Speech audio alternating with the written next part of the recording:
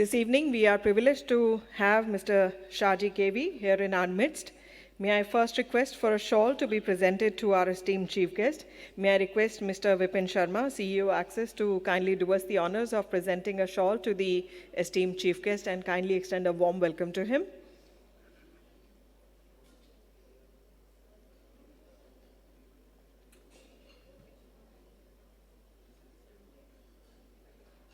May I request Mr. Vipin Sharma to kindly do us the honors of presenting a shawl to the esteemed chief guest, and please welcome him.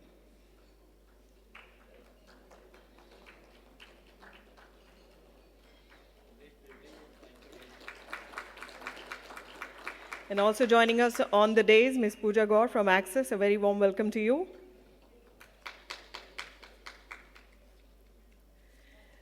We once again extend a very warm welcome to all the esteemed dignitaries who are now seated with us on the dais.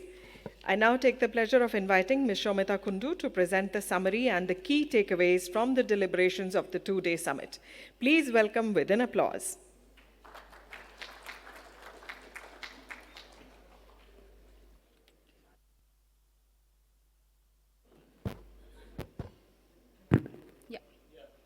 Good afternoon, everyone.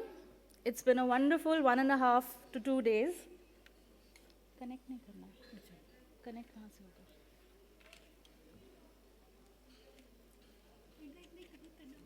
hoga?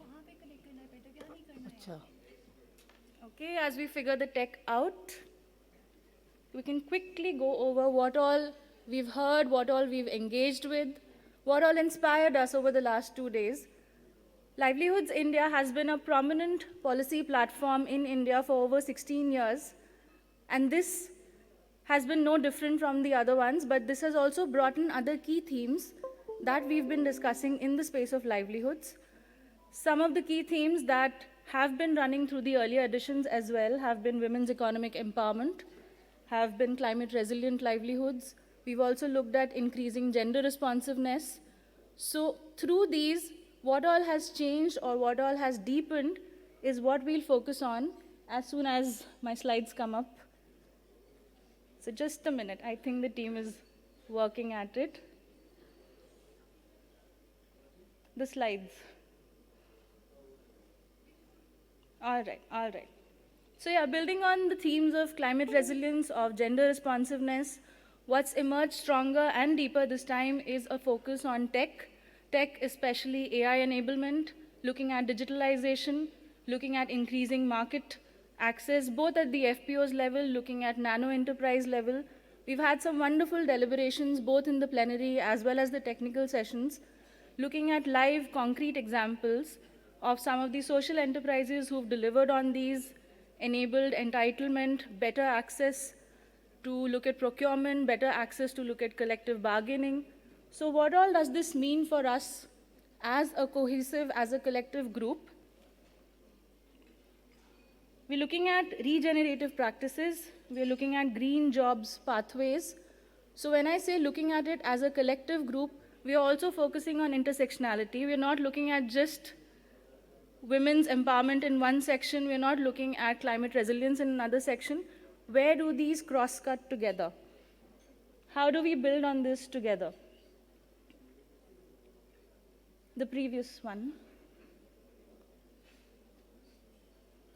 Yes, so when we talk of climate resilience, when we look at going from water stress to basin level governance to CSA, regenerative practices, diversified food systems, green jobs, the end result is not only to look at strengthening the systems, it's also to support the small producers as a whole. These are women, these are men, these are youth, these are more senior farmers. A third theme that has come out, a fourth theme that has come out for us beyond technology is strengthening institutional ecosystems and local level governance.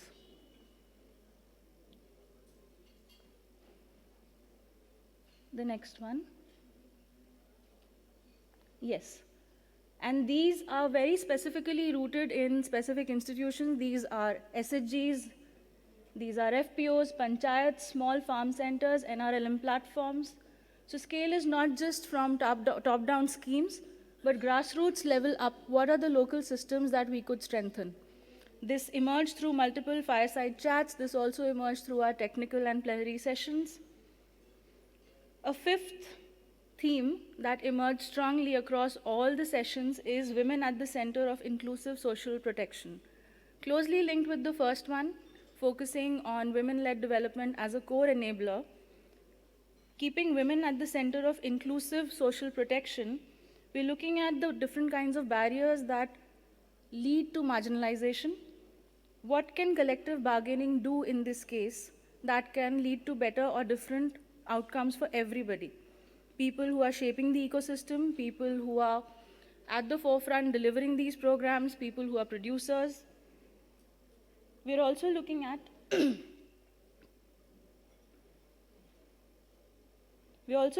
inclusive and co-created digital frameworks which are paired with human interfaces to ensure last mile's reach and service quality.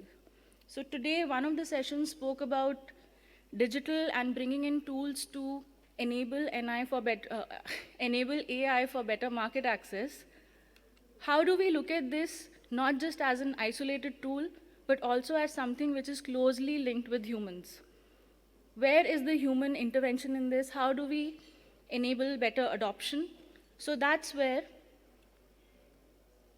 the governance and the local institutions come together to make this happen. When I say governance, I'm looking at state and national level governance. Finally,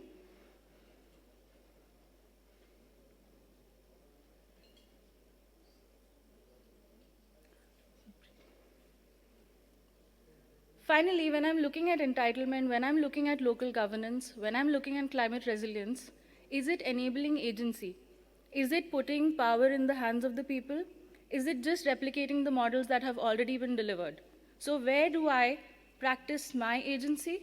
Where do I enable that agency amongst the producers, amongst the nano entrepreneurs that we've all been supporting?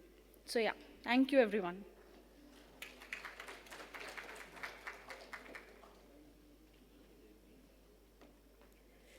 Thank you, Ms. Kundu, for succinctly capturing the key highlights of the two-day summit. We now move on to the next segment of the valedictory session, the presentation ceremony for the award of grant certificates to the next cohort of GAP awardees. Access has set up an investment fund on behalf of IFAD, the Grants for Agroecology Program Fund, that is the GAP Fund, for supporting enterprises operating in the agroecology value chain with grant funding and technical assistance to help them scale up. The first grant certificate of the GAP Fund. Before I announce the winners, I'll request the Honorable Chief Guest and all the dignitaries on the dais to please join us front and center. Please put your hands together as we invite on stage the grant certificate of the GAP Fund, which is going out to Van Pros. Van Pros Agrovets is an agri-biotech company focused on sustainable residue-free inputs. Its core product is potassium humate, a patented soil conditioner that improves soil, carbon, microbes, nutrient uptake, and yields while cutting chemical fertilizer use. Van Pros currently sells in powder and liquid forms and plans to add flakes. Come on, let's applaud the Van Pros Agrovets, Mr. Prabodh Mishra and team. Our heartiest congratulations.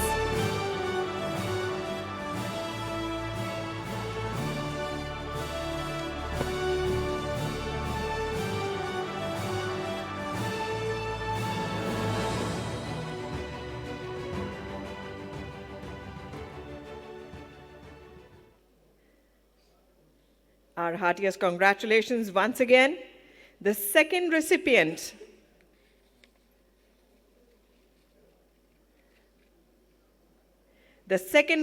of the GAP Fund grant certificate is Bokaghat Farmer Producer Company. Bokaghat Agro Organic FPO champions sustainable organic farming across 1,000 hectares of certified land, engaging 1,000 farmers through 42 farmer interest groups. With support from the GAP Fund, Bokaghat is setting up a 200 metric ton modern inclusive ginger processing unit to transfer fresh organic ginger into premium dried slices. Many congratulations. We have with us Mr. Dhrubayan Goswami to accept the award on behalf of Bokakhat FPC.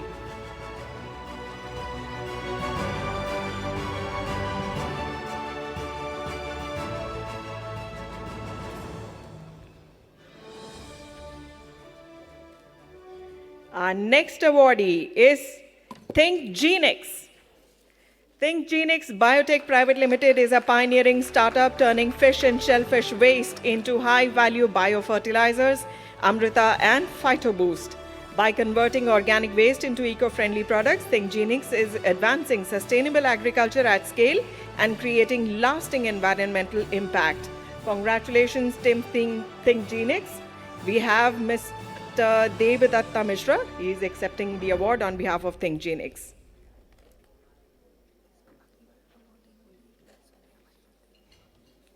Our next awardee today, put your hands together for HDM Varsi. HDM Varsi Farmer Producer Company is establishing a biomass pellet manufacturing unit in Kushinagar, Uttar Pradesh. The unit will convert agricultural residues into biomass pellets. This initiative tackles stubble burning, reduces emissions, and supplies clean fuel to regional industries. A big round of applause, please. HDM Varsi, we have with us on stage Shri Gulam Gohar and team. He's accepting on behalf of HDM Varsi.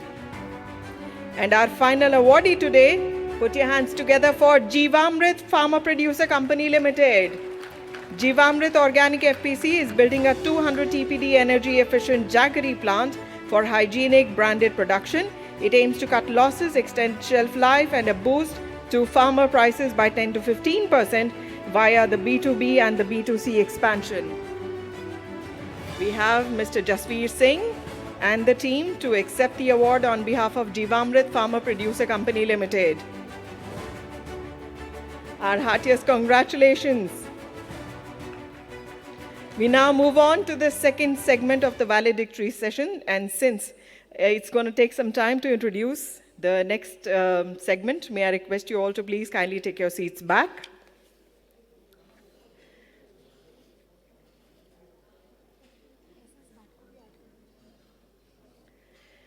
So Access is among the leading FPO promoters in the country, having promoted over 230 FPOs across 7 states, impacting and strengthening another 300 plus FPOs in the last 19 years. Access is also accredited as CBBO with all the major apex organizations of the government. Access also plays an important role in strengthening the FPO ecosystem. Aligned to this, Access felt it important to identify a few FPOs that have made important breakthroughs and recognize them as examples of excellence and become a benchmark for the sector. So this is the rationale for Access to introduce the FPO Impact Awards. We are very thrilled this evening to present the 8th FPO Impact Awards.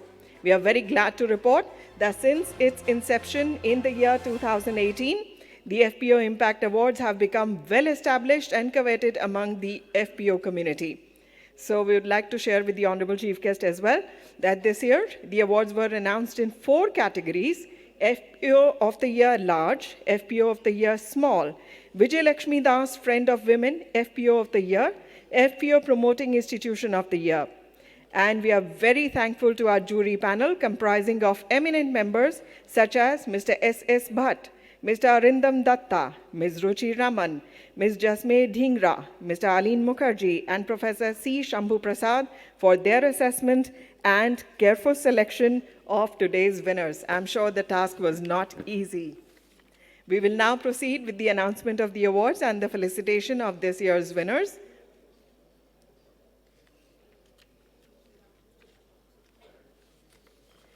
So as we have shared the names of the esteemed jury panel, we have in our midst here today Mr. S.S. Bhatt. May I request him to please join us on stage. Please welcome with a loud round of applause. I request all the dignitaries on the dais to please join us front and center.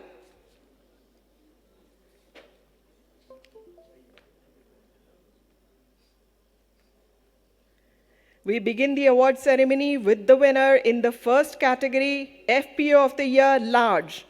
Please put your hands together and give a round of applause for two joint winners in this category. The first award in this category goes to Shri Dhari Khedut Krushi Utpadak Ane Processing Sehkari Mandi Limited.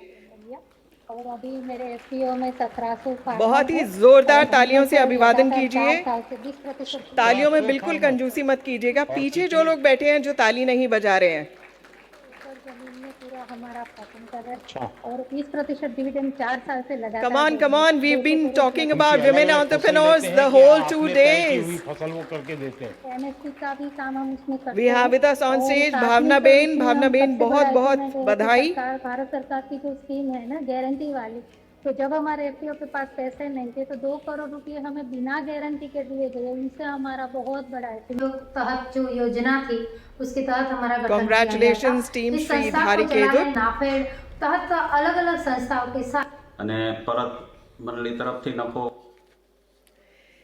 And it's time now to applaud the second winner in the FPO of the Year Large category.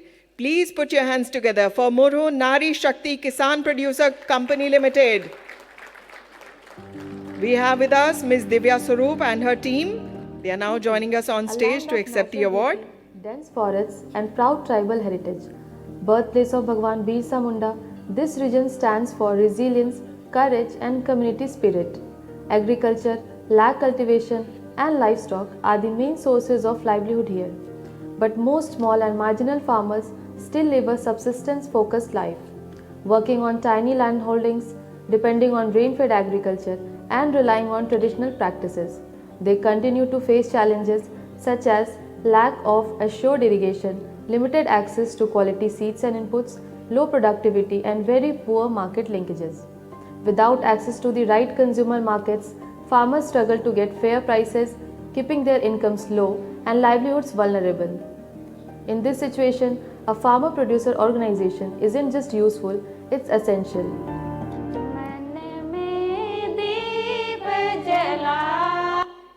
Our heartiest congratulations. Moving on now to announcing the winner of the award for FPO of the Year in category Small. Again, we have two joint winners in this category. The first award in this category goes to Bhu Amrit Farmer Producer Company Limited.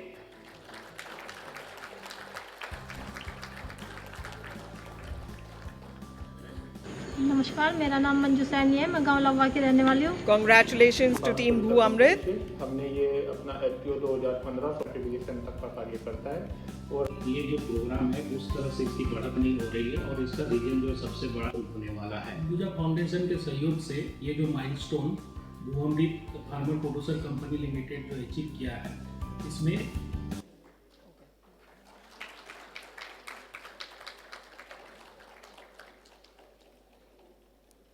Heartiest congratulations and a big round of applause for Bhu Amrit.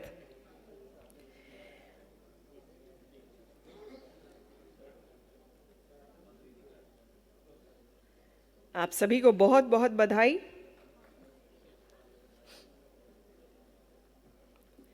The other winner in this category is Jaivik Shri Farmers Producer Company Limited. Many congratulations to the team on this important recognition. We have with us Mr. Surendra Masti and team. आम company 2016 में 18 ठार आरंभ होगी वर्तमान सुधा काम करछि। हमर company रे 1753 टीम जैविक को बहुत बहुत बधाई। आ ए वर्ष हमको एक्सेस योजना रे मिलेट प्रोसेसिंग यूनिट गठ करछि। ए वर्ष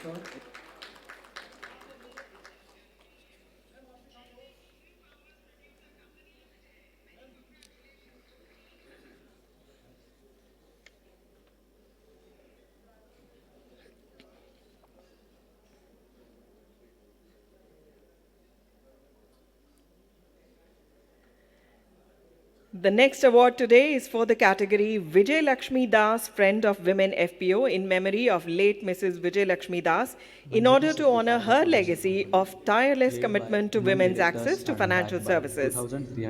And the award goes to Manjari Sakhi Farmer Producer Company. Organic inputs, collective marketing and better livelihoods.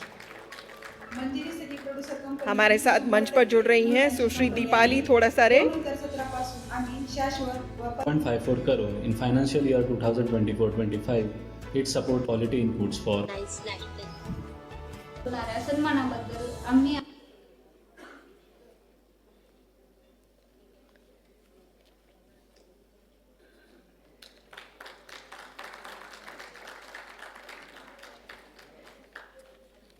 बहुत बहुत बधाई आपको।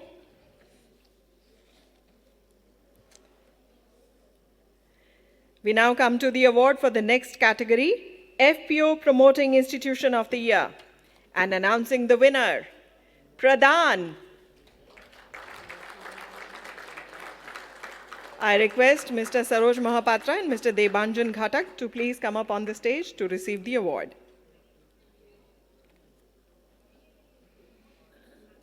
₹2 का फसल बेच के हम अपना पेट तो भर सकते हैं, पर जिंदगी नहीं बना सकते हैं। उसके लिए हमें वहाँ पहुँचना जरूरी है जहाँ हमारे फसल का सही दाम मिले।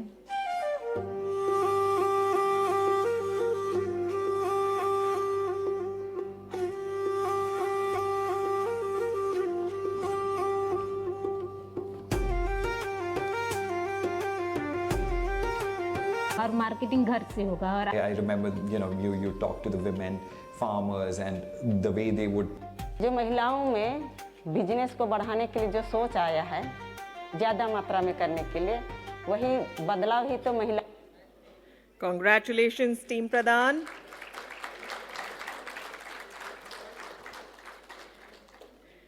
So once again, congratulations to one and all. Before we move on to third and final segment of the valedictory session, may I once again request the honored dignitaries on the dais to please kindly take their seats.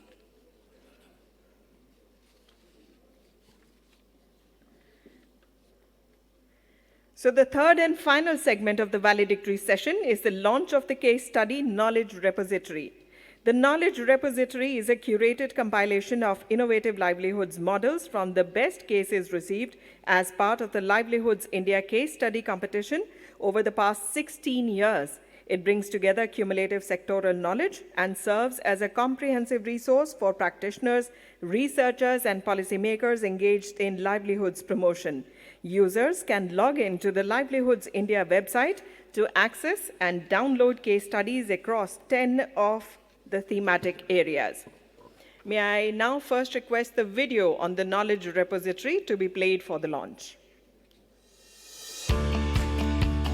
In 2009, Access Development Services launched the Livelihoods India Case Study Competition to capture innovative livelihood solutions and impactful best practices that advance poverty reduction, each idea spreading like a ripple, making way for what comes next. Across 16 editions, the competition has evolved into a rigorous 5-stage evaluation process, ensuring that only the most impactful models are selected and honored at the Livelihoods India Summit.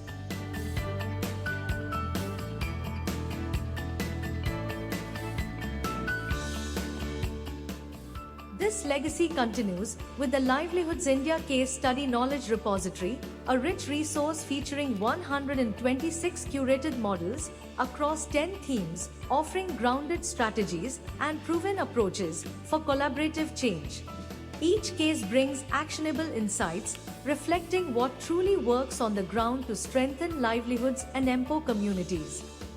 Explore the evidence, learn from experience, discover the new case study knowledge repository.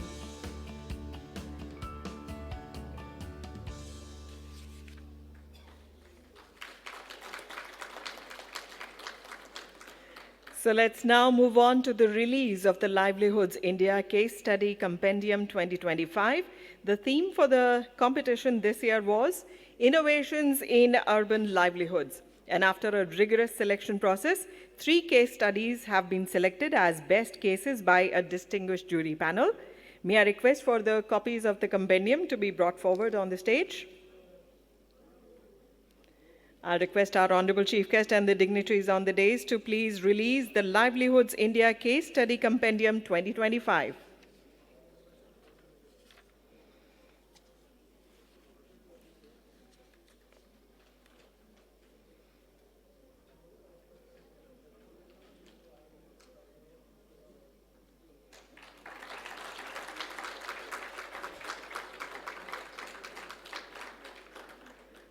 Thank you, sirs. Thank you, ma'am.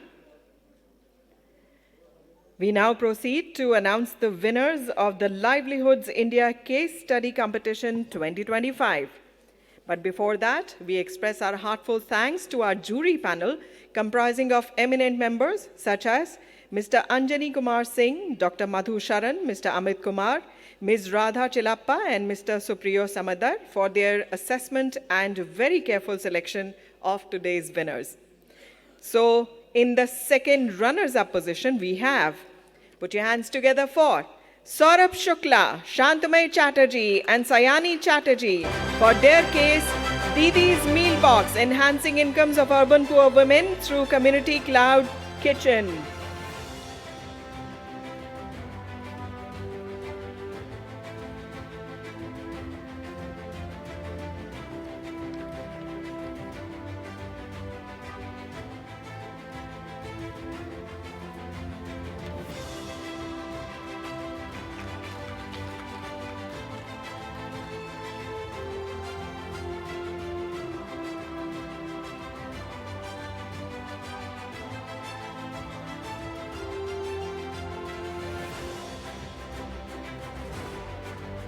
Heartiest congratulations.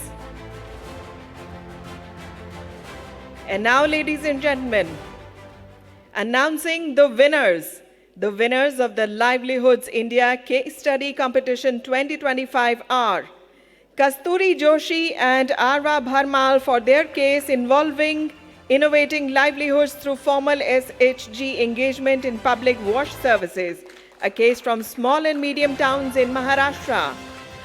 Joining us on stage, Ms. Kasturi Joshi. Our heartiest congratulations.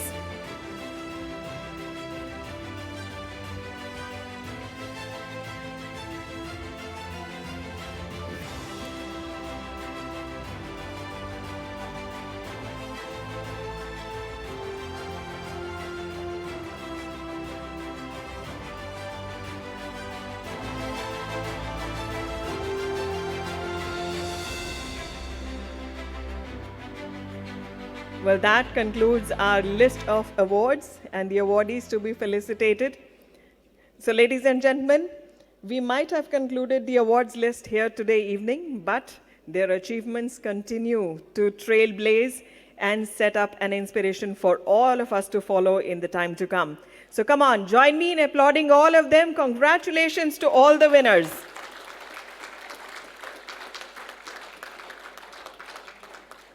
And it is my honor to invite our honored chief guest, Mr. Shaji KV. May I request him to kindly deliver the valedictory address. Please welcome with an applause.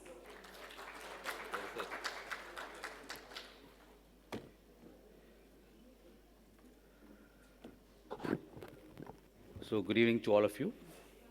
Sri Vipin Sharma ji and other guests at the dais, partners from the government. I understand that there are some representatives of the government, civil society, multilateral agencies, private sector lenders, innovators, field practitioners, and above all, the champions of livelihood who form the soul of this platform.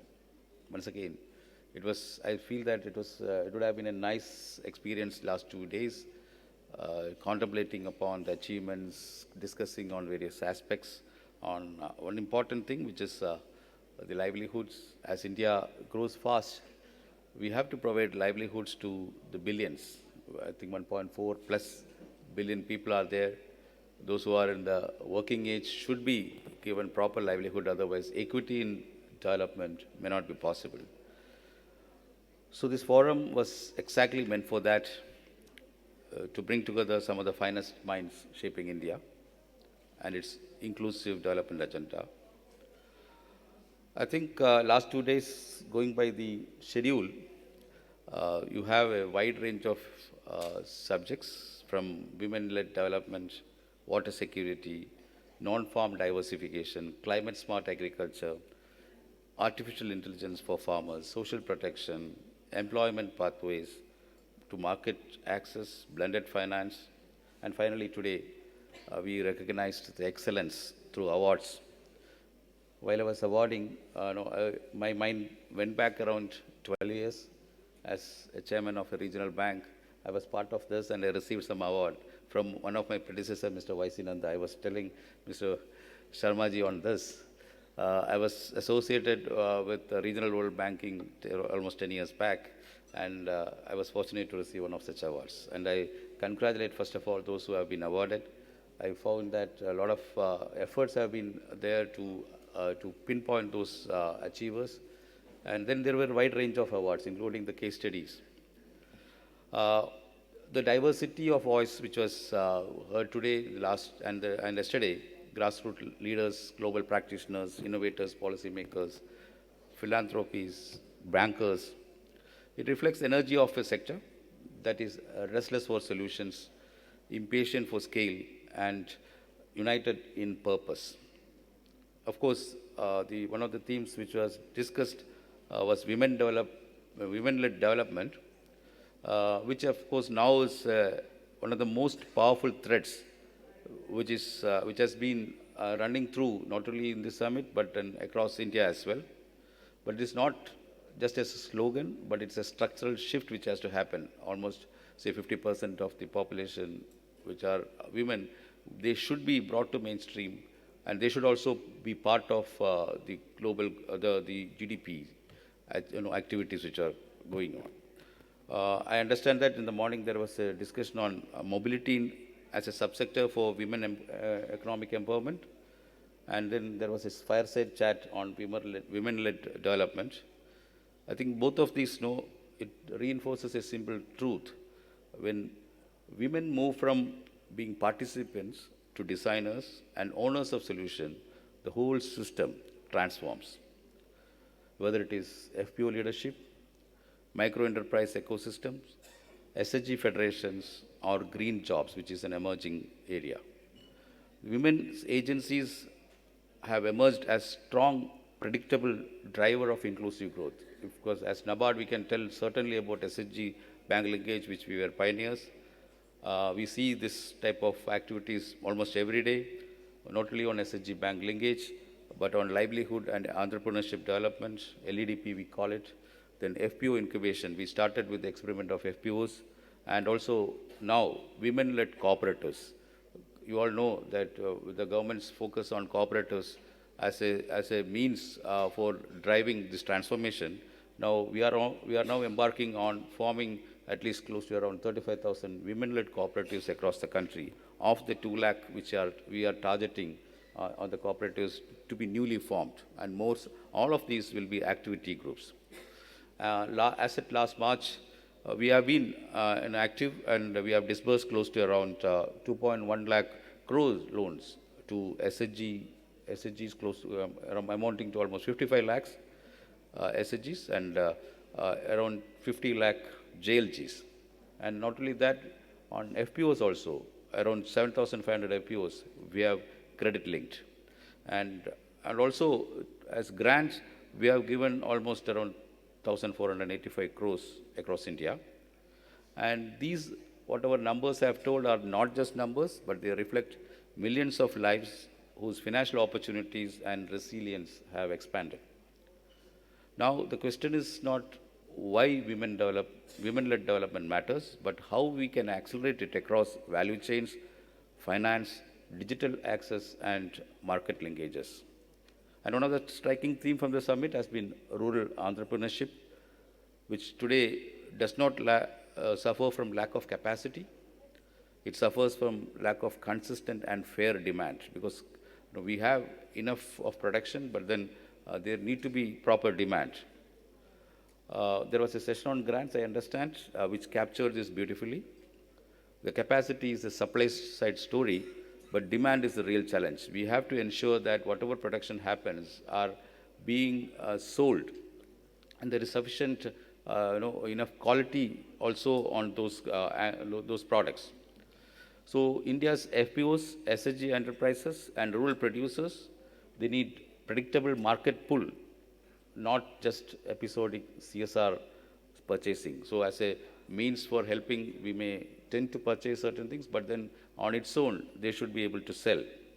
And as NABARD, we strongly endorses this shift from grants to recurring orders, from pilots, because NABARD is known for pilots, we are now moving towards integrated supply chains, and from goodwill to commercially viable sourcing. Our FPO initiatives and support to collectivized value chains are all moving towards this demand-first paradigm, because anything to be sustainable, it should be market-driven, it should be demand-driven.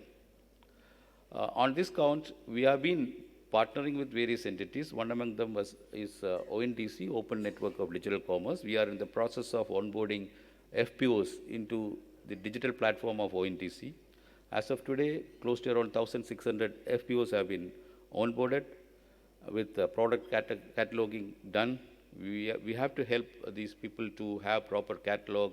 Whatever they produce need to be cataloged properly so that it is attractive for the seller who is purchasing online. And we have also done melas at the national scale, 24 melas across 24 states and union territories. And these melas were focused on creating demand for digital commerce as well. And we did proper branding opportunities there as well. So here, through this, what we thought is that no farmer in a remote area should be able to sell to a buyer anywhere in India or in the world with ease. And we also know that FPOs, most of the FPOs are aggregators of producers, so they are subjected to price volatility. So we partnered with NCDEX to address this to a price protection program. NCDEX, you know, it's an entity dealing with agri-commodity derivatives. And we did almost 88 capacity building programs with FPOs. And then almost around 1.3 lakh farmers have been benefited. And we helped hedge products like spices, turmeric, and the like.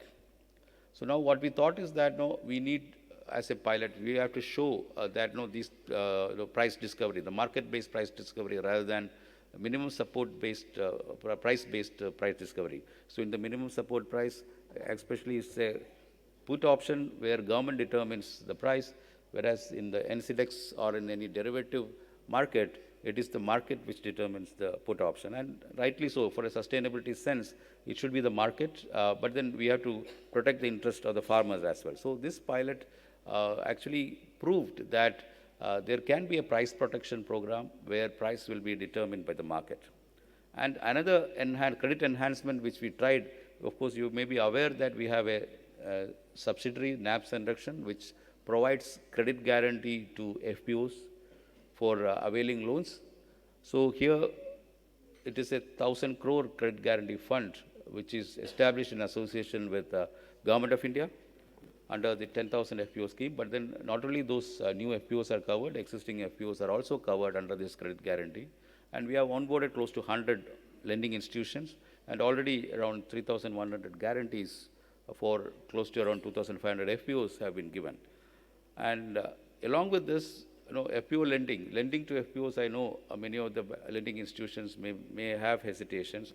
So we have our subsidiary, NAPKISAN, who is a pioneer in lending, who is proving that FPO lending is a viable business opportunity. We have financed close to around 2,500 FPOs under its FPO lending program, which is larger, almost 3 times of that of the next largest lender, which is the largest public sector bank in the country. So we need to now move towards sensitizing the lenders regarding the risk profiling of FPOs, because these are all newer entities, may not be that suave towards the banking. So, but then formal credit can't be stopped to them. So that is the role which NABARD is playing, that proving that the FPO lending will be a viable business opportunity. I understand there is another session on climate resilient agriculture, climate smart agriculture, and green livelihoods, which is an emerging theme. In fact, in the agriculture sector, I will feel that climate risk has materialized. It's no longer a risk, it is already a materialized event. So already financial losses are happening. But beyond that, whenever we plan for sustainable future, we need to protect the existing livelihoods or existing income of the farmer. That is the primary thing, because farmers, as we know, the per capita income is lower. So we need to not only protect them and then improve their income, but then climate sensitivity also should be there. And we are aware how climate volatility is widening the income gaps.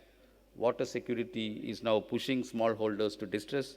Technology and behavioral changes are not scaling fast enough. So for a problem of this scale, I think a lot of technology need to be there, but then it has to be associated with a lot of behavioral changes, capacity addition, etc.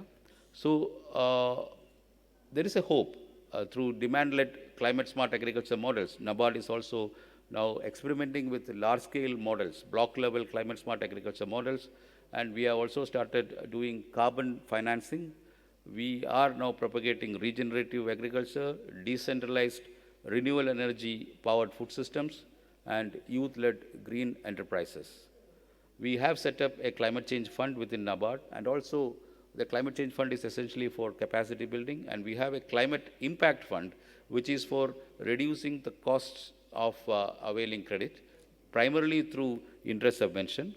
And we ourselves are now coming out with a green lending facility. We have recently launched that.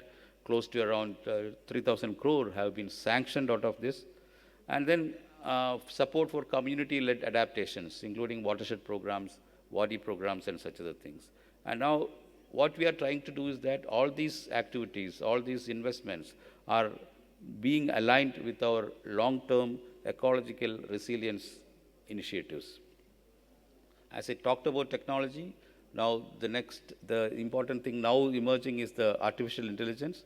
And there was a session on AI in agriculture, digital catalogs for FPOs, AI-enabled market access signals, and all these things. We are already doing this digital cataloging for FPOs in the earlier, whatever I mentioned about the ONDC thing. We are helping FPOs develop digital catalogs.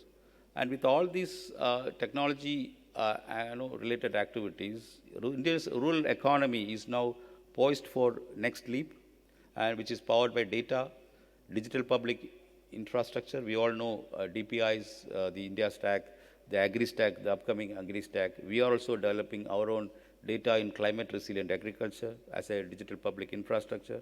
And also we are trying to put intelligent tools to democratize information, because information is power, and if that power is concentrated on certain sections or sectors, then that means there will be some information asymmetry which may give rise to increased costs of accessing any types of services. So we are, as a National Development Finance Institution, we are trying to democratize information. And now we want, by democratizing, what I meant is that we want this AI-like technologies, the emerging technologies, to be available not merely for the elite, but then it should be becoming more inclusive. For that, we need to now start with inclusivity right from now itself. And in that context, we as NABARD also is undergoing a digital transformation with a data lake and AI adoption. We are making this data lake is meant for the sector, not for NABARD alone. And also we are embarking on digitizing almost 1 lakh of packs in the country. Almost 70,000 of that packs have been digitized, which is now giving us around 13 crore data, 13 crore farmer data, which is now, which can be, they are mostly new to credit type of farmers, or their credit histories are not available in any of the bureaus. And we are also now setting up a global capability center for cooperatives. We called it as Sahakar Sarathi, which will become the digital back office for all the cooperative banking system in the country. As we speak tomorrow, the Honorable Minister for Cooperation and Home, Sri Amit Shah ji, is launching that, and also launching certain products, the first of such products from this Global Capability Center. We all know about AgriStack. We are aligning with the AgriStack development. We are now adding the credit layer to the AgriStack, which is being developed by Government of India.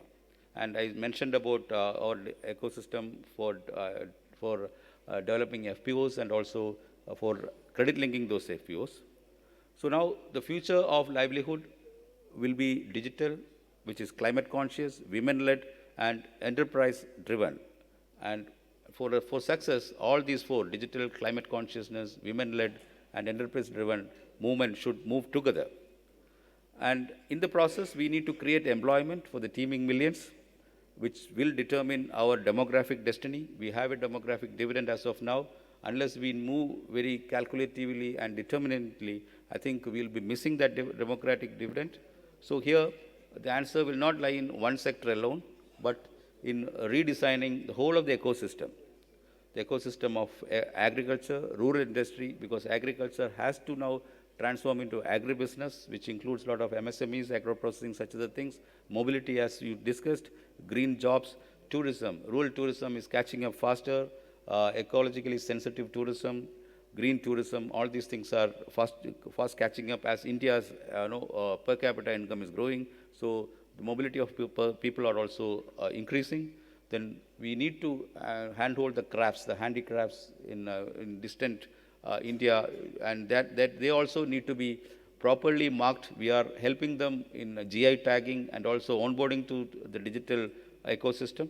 So now here, while creating enterprises, we should not just discuss about the placements, but we need to discuss about productive, dignified, aspirational livelihoods. So we see as NABARD potential in cluster-based development, because as a movement, we started SHG Bangladesh, then graduated to FPOs. In between JLGs also we piloted. Now we are going for skill-led entrepreneurship, FPOs scale enterprises, rural startups. We have a venture capital arm, which is actually investing in such socially responsible enterprises. And in fintech and aggregate tech ecosystem, we are partnering with many of the fintechs. In fact, we are now celebrating those partnerships as Earth Summits. First of that edition happened in Hyderabad. Tomorrow, the second edition is happening in Ahmedabad, where we are focusing these fintechs to the rural solutions. Actually, they have problems. They have solutions for the urban problems, but they are more urban-oriented. Being the majority of the Indian population is in rural areas, we need to focus their attention to the rural problems as well, and that is what we are trying to be there in Earth Summit. So in all these things, we need, as a single entity, as a DFI, we need a lot of partnerships, and these partnerships should be made heart of this transformation. And no single institution can solve India's livelihood challenges, because these are all manifold, multifold, because India is actually an amalgam of different types of people, culturally, geographically, and whatever problems we have in the world, every of that problem is there in India as well. So we have to now redesign the system together. And this transformation and redesigning can happen only when all the players coming together, be it government, which is setting policy, civil society strengthening institutions, and banks, which have to provide adequate credit, and corporates need to create market for this, and philanthropy need to de-risk innovations, technology to reduce frictions, and communities should own the processes. And NABARD, being the DFI, is committed to bring all these entities together as an integrator to this ecosystem to unlock scale, speed, and sustainability. I think already our Honorable Prime Minister has mentioned about India being a developed economy by 2047, that Vikasit Bharat 2047 aim that involves ensuring rural prosperity, and it is not a byproduct of growth, but actually it is a foundation of it. Last budget talked about rural resilience and rural prosperity, and government is following up with a lot of measures for that. NABARD is closely associating with designing those products. Soon we'll see launch of many of these products. Already one of that project called PM Dhan Yojana has already been launched in 100 districts which are credit starved, which are actually having problems in production. So as I conclude, I congratulate the people who have won the awards here, and whatever they have done, it is actually meant as a social entrepreneurship, and they are not just stories, but they are blueprints for India's development. We need to scale up those successes, and NABARD is committed to work with those people who are successful to scale up those solutions, so that we can find sustainable way for development. Let me leave with 4 commitments that should guide us and NABARD for the coming decade. First, of course, We have to empower women and its collectives. They are not a segment, but they are actually engines of inclusive growth. Without women-led collectives, we can't have inclusive growth. Second aspect is that we have to build a demand-driven ecosystem. It should be market determined, it should be demand driven. That ecosystem should facilitate FPOs, rural enterprises. They don't just need training. Of course, they need capacity building, but they need orders. But for getting those orders, their products need to be good. We need to focus on those things. And third thing, that for sustainability, we need to hardwire climate resilience into every value chain. And adaptation must become part of everyday decision making. And fourth, of course, I talked about technology. We have to leverage digital and AI tools to democratize opportunities. And technology should become trustworthy companion to the last mile farmer. So now, as we speak, India is now standing at an inflection point, which is a historic one. We have the vision, we have the institutions, we have technology, and above all, we have people who can lead this transformation. What we need is the courage to break silos.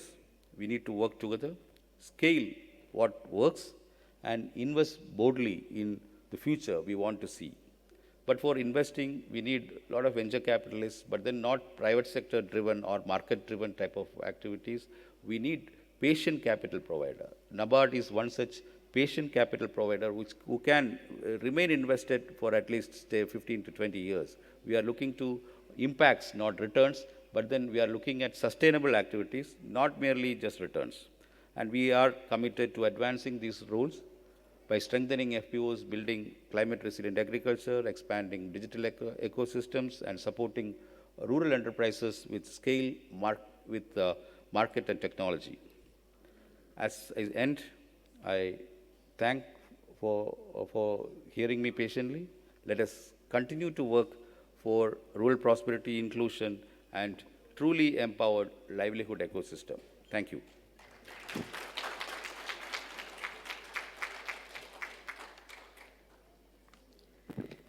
Thank you, sir, for your encouraging presence and those very inspiring words. May I now request Mr. Kshitij Kumar from Livelihoods India Secretariat to propose the vote of thanks.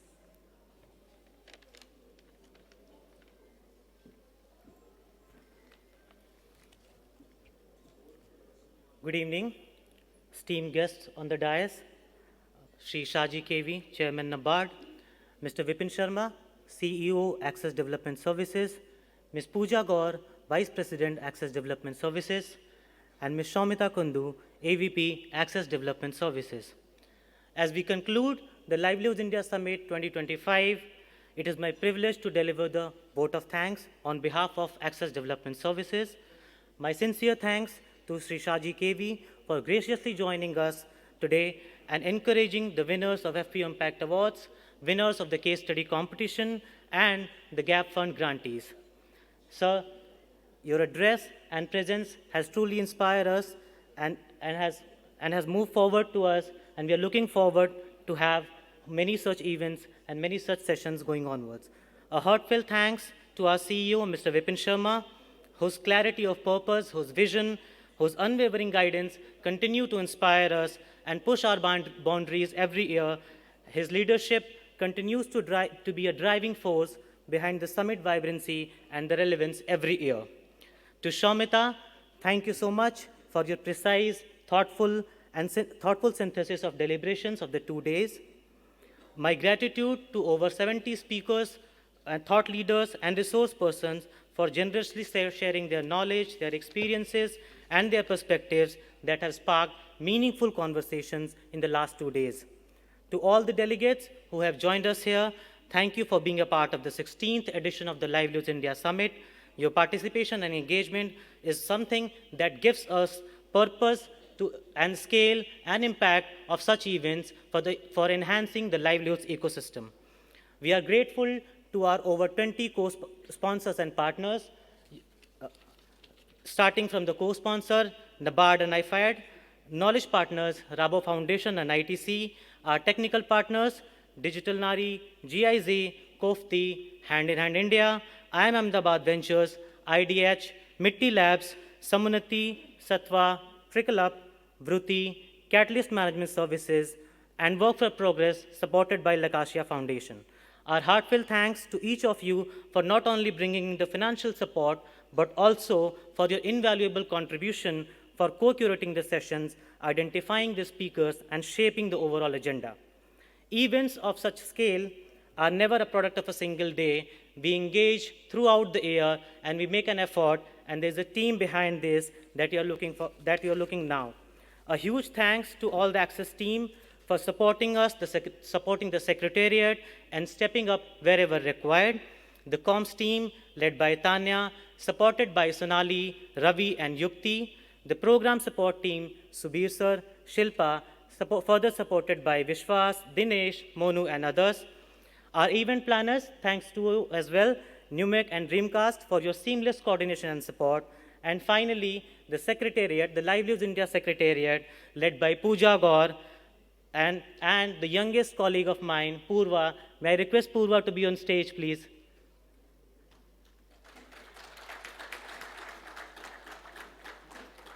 Such events at such scale are only pulled on when you have a team like this.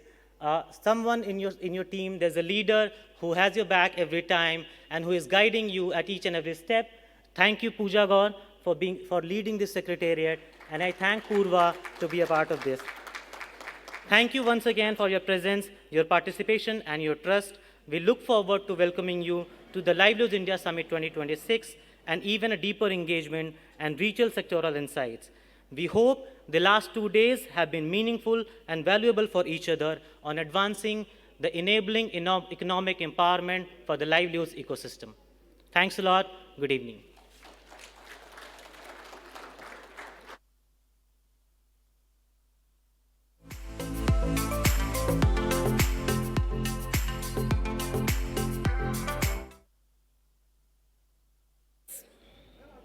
Okay.